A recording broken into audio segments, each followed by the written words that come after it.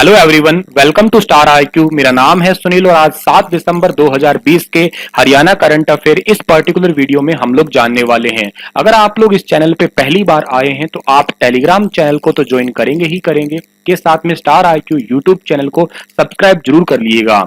Telegram channel जो है वो कौन सा है? Star IQ PDF. यहाँ पे मेरे द्वारा पढ़ाए गए सभी लेक्चर्स का पीडीएफ फाइल अवेलेबल रहता है।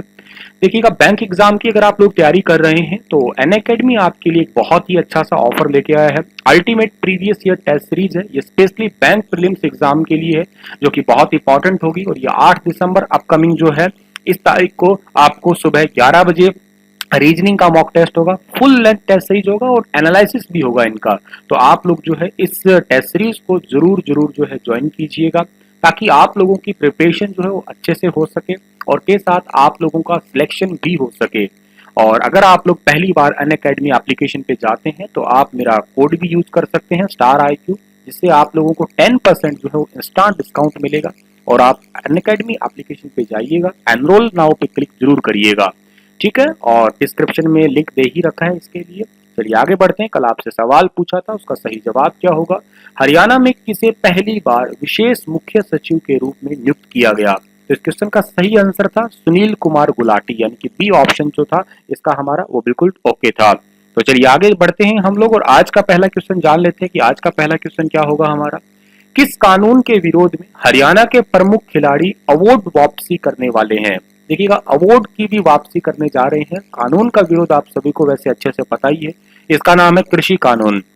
कृषि कानून के जो कहिएगा आप लोग नाराज हैं। अभी कल ही 8 दिसंबर को जो है भारत बंद का भी ऐलान है और बहुत सारे जो खिलाड़ी हैं, इनमें से मैं आपको फेमस नाम बताता हूं, जैसे विजेंद्र सिंह है, इनको खेल रत्न अवार्ड जो है मिला था हरियाणा सरकार की तरफ से, जो है ये अवार्ड वापसी करेंगे। करतार सिंह पद्मश्री है, पूर्व आईजी एवं रेसलर है पंजाब से, ये भी अपना अवार्ड जो है वापसी करने वाले हैं। अजीत पाल द्रोणाचार्य अवार्डी है, पूर्व हॉकी खिलाड़ी है पंजाब से, ये भी अपना अवार्ड वापस करेंगे। राजबीर कौर अर्जुन अवार्डी है, हॉकी खिलाड़ी है, हॉकी के खिलाड़ी है, ये पंजाब से है। गुरमेल सिंह है, ध्यानचंद अवार्ड है, पूर्व हॉकी खिलाड़ी है। प्यारा सिंह है, पूर्व डीएसपी व नेशनल अवार्डी है, रेसलर है भी है पंजाब से। और कौर सिंह पद्मश्री और अर्जुन अवार्डी है, बॉक्सर पंजाब से। तो हरियाणा में तो आपको फेमस नाम याद रखना है विजेंद्र सिंह, ठीक है। भिवानी के कालूवास से इनका जो है नाम संबंध आता है। दूसरी बात आप कहेंगे कि सर ये अवार्ड वापसी जो है किसे करने वाले हैं? तो अवार्ड की वापसी ये करने वाले हैं राष्ट्रपति जी को, ये बात भी आप याद रखिएगा। हाल ही में रोहतक देश भर में दूसरा सबसे प्रदूषित शहर बना है। उत्तर प्रदेश का कौन सा शहर 426 AQI का मतलब होता है एयर क्वालिटी इंडेक्स के साथ सबसे प्रदूषित शहर रहा है? तो उत्तर प्रदेश का जो शहर है इसका नाम है गाजियाबाद। गाजियाबाद जो है 426 एयर क्वालिटी इंडेक्स के साथ तो पहले नंबर पे, और हरियाणा का रोहतक जो है वो दूसरे स्थान पे है।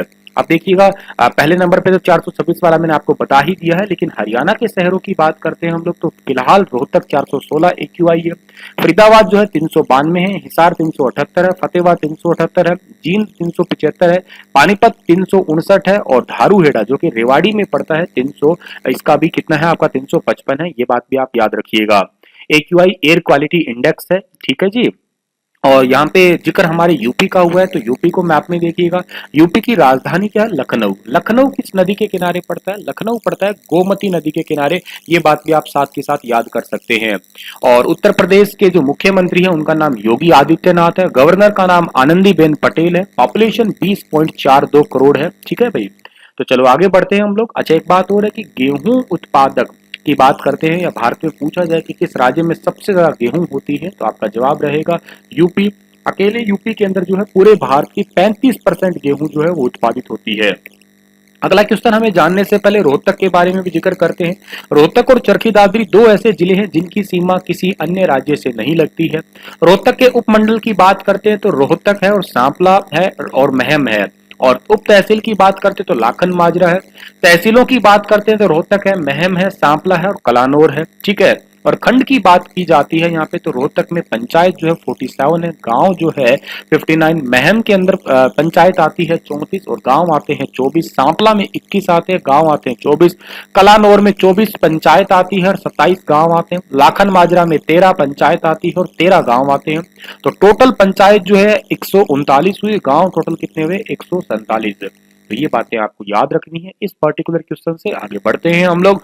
Mobile food testing lab van 30 दिसंबर तक हर CHC, ठीक है, में जाएगी, इसके लिए कितनी कीमत रखी गई है? तो हर CHC के अंदर जाएगी, इसके लिए जो है 20 रुपए की कीमत रखी गई है। बी ऑप्शन जो है इस क्वेश्चन का हमारा वो बिल्कुल ठीक रहेगा। इसके लिए मोबाइल फूड टेस्टिंग लैब जो है 30 दिसंबर तक हर CHC में जाएगी और शहर के अंदर जो है जांच करवाई जा सकती है। जैसे सिंपली यूं समझिएगा, अगर कोई चीज खाने की है, अरे वो खाने के लिए हमारे लिए ठीक है कि नहीं है, बताइए उसमें भाई मिलावट है कि नहीं है।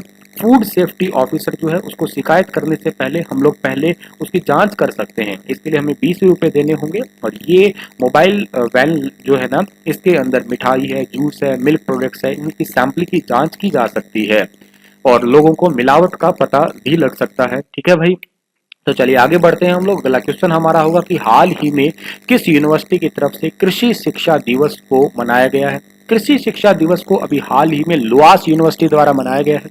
डी ऑप्शन जो है इस क्वेश्चन का हमारा बिल्कुल ठीक है। लुआस का फुल फॉर्म तो आप अच्छे से जानते ही होंगे, लाला लाजपत राय पशु चिकित्सा एवं पशु विज्ञान जो विश्वविद्यालय है। इस विश्वविद्यालय द्वारा जो है ऑनलाइन निबंध लेखन, डिबेट प्रतियोगिता, ठीक है, ये सारी चीजें करवाई गई थी कृषि शिक्षा दिवस के उपलक्ष्य में। और इसमें ऑनलाइन बच्चों ने बढ़ चढ़ के भाग भी लिया। इसके मुख्य अतिथि का नाम भी याद रखना, डॉक्टर दिवाकर प्रकाश शर्मा, ये मुख्य अतिथि रहे। कार्यक्रम की बात की जाए तो हिसार में जो कैंपस स्कूल है HU का, उसकी छात्रा लक्ष्मी को पहला स्थान मिला और पारुषी वर्मा को दूसरा स्थान मिला। अंग्रेजी का अगर निबंध लेखन की बात की जाए तो स्मॉल वंडर पब्लिक स्कूल की छात्रा नैन्सी विजेता रही। कैंपस स्कूल की छात्रा उर्वी सिंह दूसरे स्थान पर रही। और हिंदी की निबंध लेखन प्रतियोगिता में कैंपस स्कूल की छात्रा राधिका जो है वो विजेता रही। Lala Lajpat Rai university of veterinary and animal science जो है, इसकी स्थापना 1 दिसंबर 2010 को हुई थी और इसके VC का नाम भी आप याद रखिएगा, डॉक्टर गुरदयाल है। अब हरियाणा के किस कार्यालय में बनेंगे फैमिली ID कार्ड? इसके लिए अब अलग अलग दफ्तरों में नहीं भटकना होगा। देखिएगा, फैमिली ID कार्ड आप सभी को मैंने पहले भी बताया था कि 31 दिसंबर तक बनाना अनिवार्य कर दिया है। अगर नहीं बनते हैं तो योजनाओं के लाभ नहीं मिल पाएंगे। और अब जो है बिजली निगम के अंदर भी जो है ये फैमिली ID कार्ड बन सकेंगे और परिवार का कोई एक व्यक्ति जाके अपने आधार कार्ड और अपने फैमिली मेंबर्स की अपडेट दे सकता है। जैसे मेन मेंबर बैंक की कॉपी ले जाके बनवा सकते हैं। आप सभी बच्चे भी इसको जरूर बनवाइएगा, ठीक है।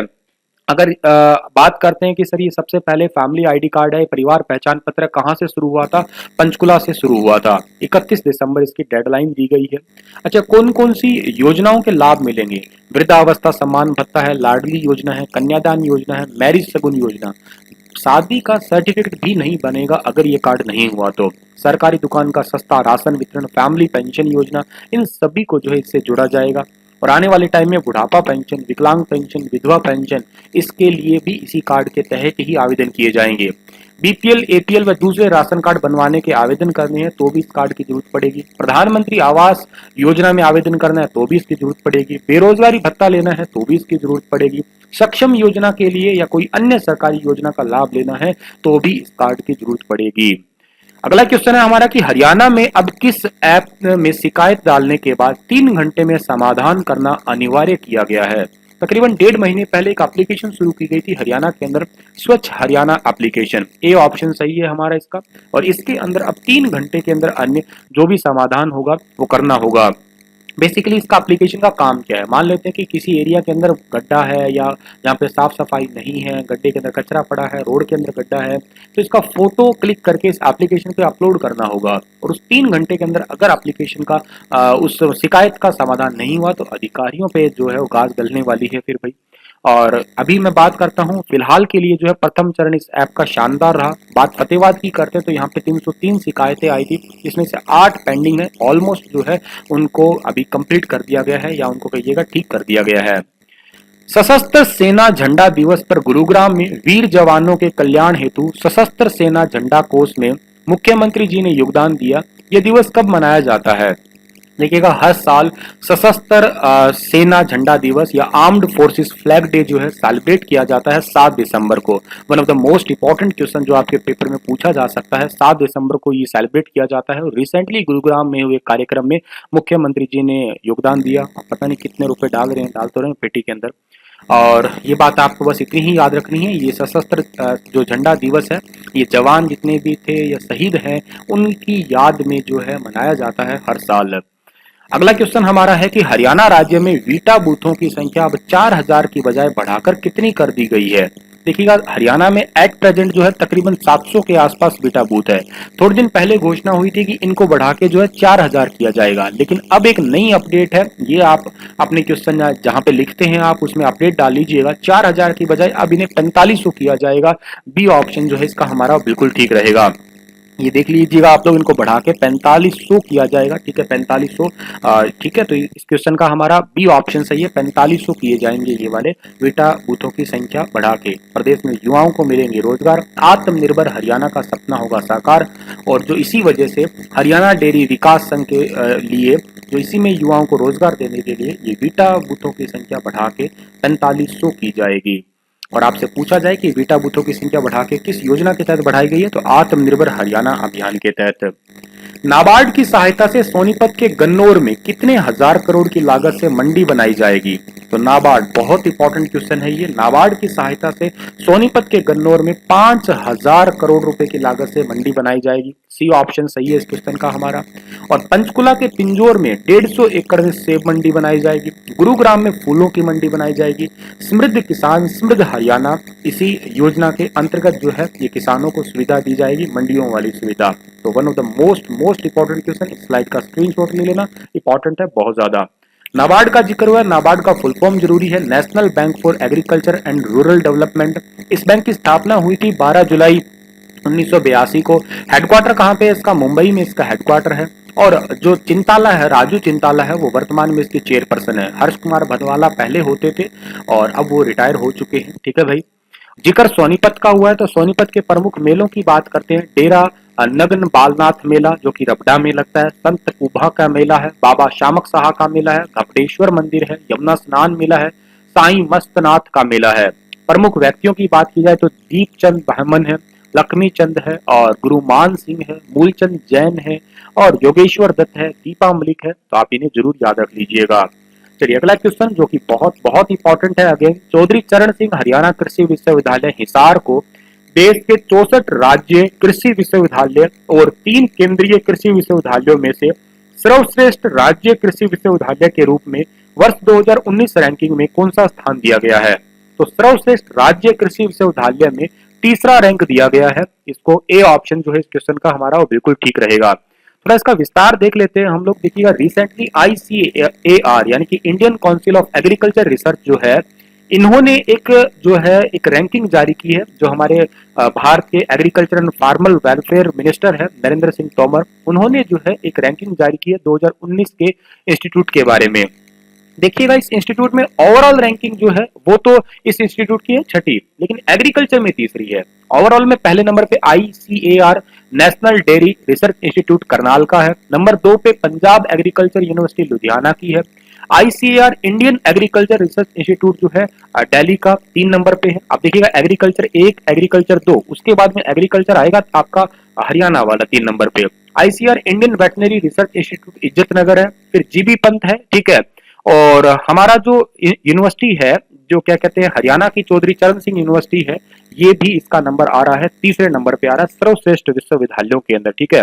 अब थोड़ा यहाँ पे देख लेना आप लोग, ये ICAR जो है ये इंस्टीट्यूट है। ठीक है, तो ये थोड़ा ध्यान दे लेना, ये यूनिवर्सिटी है पहली, ये इंस्टीट्यूट को आप यूनिवर्सिटी में काउंट नहीं करेंगे। 2 नंबर पे यूनिवर्सिटी ये रही आपकी। ठीक है, और 3 नंबर पे फिर यूनिवर्सिटी ये रही।